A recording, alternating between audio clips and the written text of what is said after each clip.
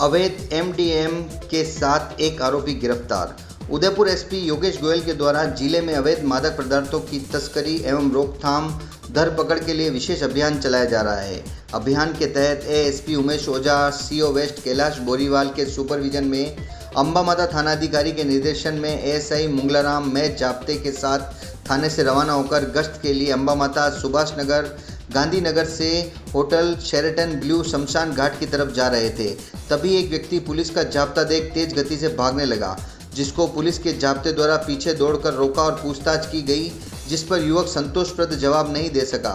Police द्वारा युवक की तलाशी ली गई। तलाशी के दौरान पुलिस को युवक के कब्जे से जेब में प्लास्टिक की थैली दिखी, जिसमें खोलकर देखा तो थैली में एमडीएम मिला है, जिसका वजन 8.96 ग्राम बताया जा रहा है। युवक की पहचान फारूक आजम कॉलोनी उदयपुर निवासी मोहम्मद ताहिर नाम से हुई। पुलिस ने युवक को गिरफ्तार कर पूछताछ की गई।